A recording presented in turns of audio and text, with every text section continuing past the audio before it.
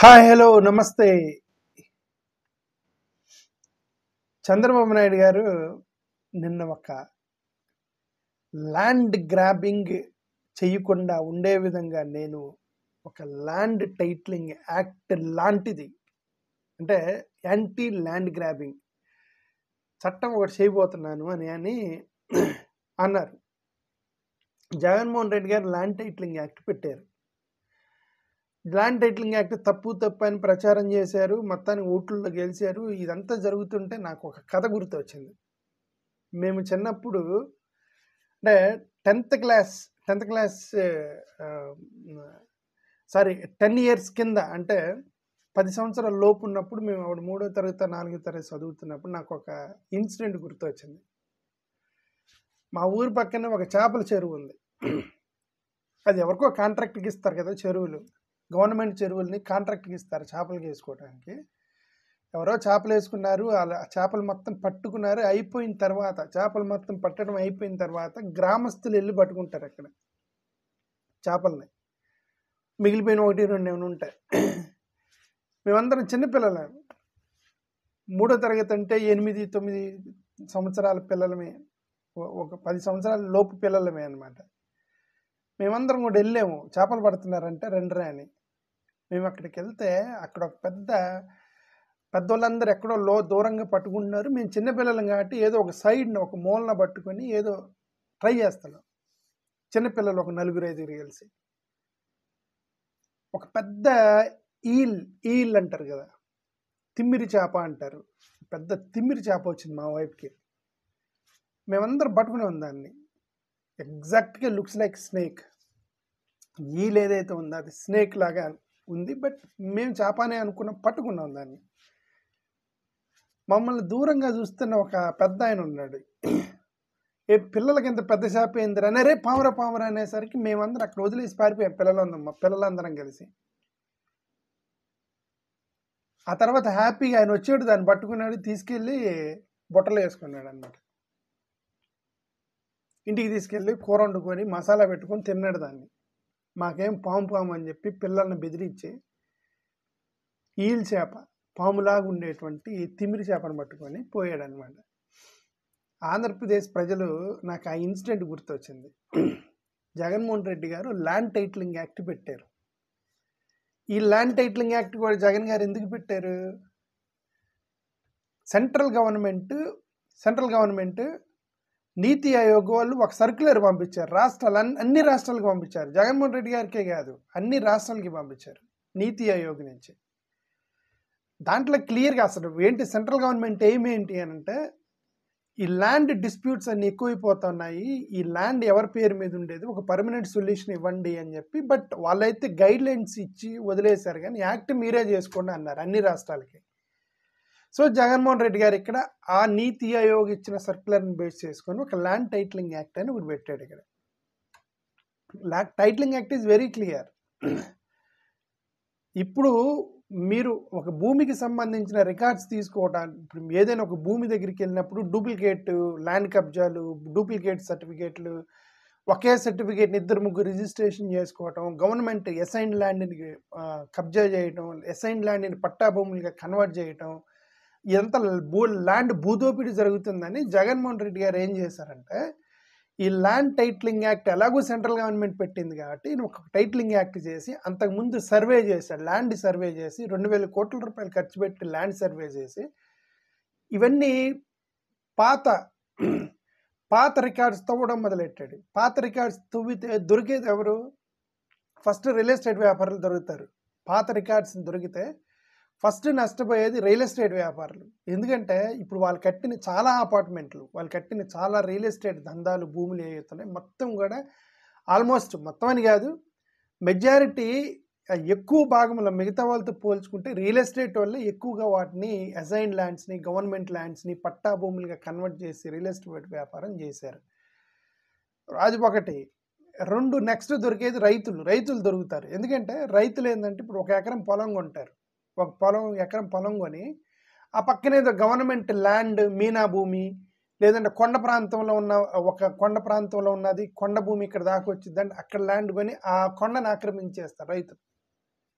So అట్లా ఏదైనా సరే కొద్దిగా రైతులు కూడా ఏంటంటే ఆ భూమిని కొద్దిగా అటు చుట్టుపక్కల ఉన్నటువంటి గవర్నమెంట్ భూమిని ఆక్రమించడం ఏదో కొద్ది చేశారు గవర్నమెంట్కి సంబంధించి.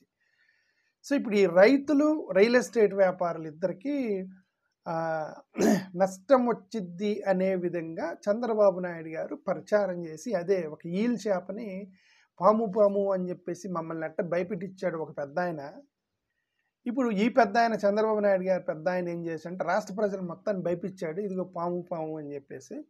అది యాక్చువల్గా ఈల్ చేప. సెంట్రల్ గవర్నమెంట్ మీరు మీ భూమిని రక్షించడానికి పెట్టినటువంటి ఒక చట్టం. సరే అది పాము అయినప్పుడు వదిలేయాలిగా, మమ్మల్ని పాము అని భయపించాడు మా పెద్ద ఆయన, మేము చిన్నపిల్లలం అప్పుడు. మరి ఇప్పుడు ఈయన పాము అని పెద్ద ఆయన చంద్రబాబు నాయుడు గారు బెదిరించాడు దాన్ని. మరి ఇప్పుడు ఈయన వదిలేయడం వదల్లా. ఇప్పుడు అదే హ్యాండ్ పట్టుకొని పేరు మార్చి ల్యాండ్ గ్రాబింగ్ యాక్ట్ అని ఏదో ఒక యాక్ట్ పెట్టబోతున్నాడు. ల్యాండ్ యాంటీ గ్రాబింగ్ యాక్ట్ అని ఏదో ఒక యాక్ట్ నిన్నే అనౌన్స్ చేశారు, పెట్టబోతున్నామని. పెట్టాలి, ఎందుకు? అది సెంట్రల్ గవర్నమెంట్ ఇచ్చింది, అది హీ కెనాట్ ఎస్కేప్. ఎందుకంటే ల్యాండ్ టైటిలింగ్ యాక్ట్ని మేము రద్దు చేసాము కాబట్టి ఇక జీవితంలో మన ఆంధ్రప్రదేశ్ ల్యాండ్ టైటిలింగ్ యాక్ట్ ఉండదు అని చెప్పుంటారు. ఎలక్షన్ ముందు చెప్పుంటారు, అరే Jaganmohan Reddy land titling act పెట్టాడు, మీ భూములు లాక్కుంటాడు, మీ ఎంత అని వాళ్ళు ప్రచారం చేసి ఉంటారు గ్రామాల్లో. మేము గెలిచిన తర్వాత ఇంకొక యాక్ట్ తెస్తామని చెప్పుంటారు. జగన్మోహన్ రెడ్డి పెట్టిన యాక్ట్ని రద్దు చేస్తామని ప్రచారం చేశారు, రద్దు చేశారు, పేరుని రద్దు చేశారు. అంత మాత్రమే వాళ్ళు చేయగలరు, యాక్ట్ని రద్దు చేయలేరు. ఎందుకంటే అది యాక్ట్ జగన్మోహన్ రెడ్డిది కాదు, అది సెంట్రల్ గవర్నమెంట్ది. అది సెంట్రల్ గవర్నమెంట్ వాళ్ళు ఇచ్చిన ఇన్స్ట్రక్షన్ ప్రకారం పెట్టింది. ఇప్పుడు జగన్మోహన్ రెడ్డి గారికి గవర్నమెంట్ పడగొట్టి దాని మీద ఇప్పుడు మళ్ళీ అదే చేప పట్టుకొని వీళ్ళు అది వీళ్ళ చేతికి దొరికినప్పుడు అది చేప అయింది, అది జగన్ గారి చేతిలో ఉన్నప్పుడు పాము అయింది అంతే. బికాస్ అది నిజం చెప్పాలంటే ఈ యాక్ట్ ఏదైతుందో సెంట్రల్ గవర్నమెంట్ అంతే, నో డిఫరెన్స్. మహా అయితే ఏంటంటే సారీ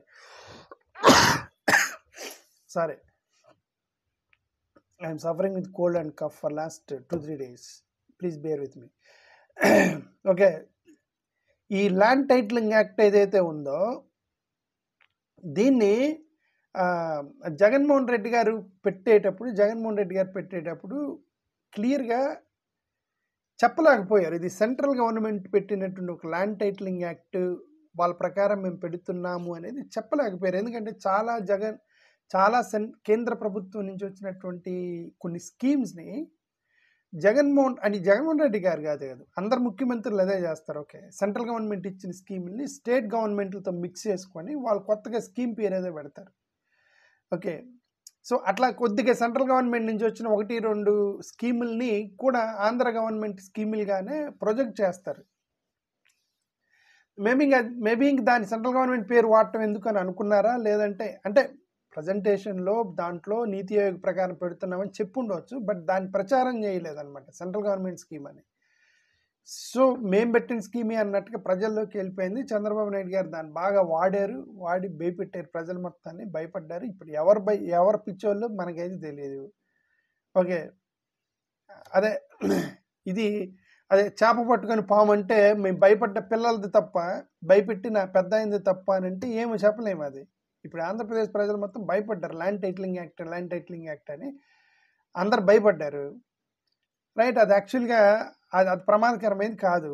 సెంట్రల్ గవర్నమెంటే పెట్టింది, దేశం మొత్తం మీద పెట్టమని ఇంకేం ప్రమాదకరం? దేశం మొత్తం పెట్టమన్నారు, అది ఓన్లీ ఆంధ్రప్రదేశ్ని కాదు.